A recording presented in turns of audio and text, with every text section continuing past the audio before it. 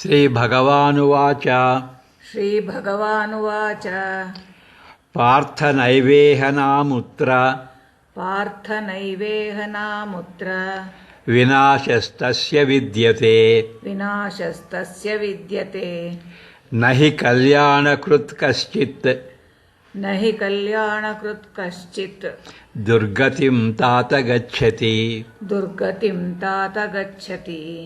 पार्थ नैवेह नामुत्र विनाशस्तस्य विद्यते न हि कल्याणकृत् कश्चित् दुर्गतिं तात गच्छति पार्थ नैवेह नामुत्र विनाशस्तस्य विद्यते न हि कल्याणकृत् कश्चित् दुर्गतिं तात गच्छति.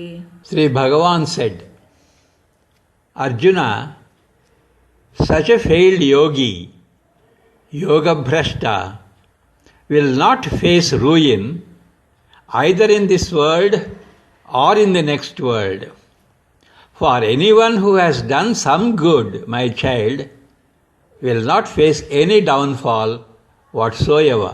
ಶ್ರೀ ಭಗವಂತನು ಹೀಗೆಂದನು, ಎಲೈ ಅರ್ಜುನ, ಯೋಗ ಭ್ರಷ್ಟನಿಗೆ ಈ ಲೋಕದಲ್ಲಿಯಾಗಲಿ ಅಥವಾ ಪರಲೋಕದಲ್ಲಿಯಾಗಲಿ ಎಲ್ಲಿಯೂ ಕೆಡುಕಿಲ್ಲ, ವಿನಾಶವಿಲ್ಲ.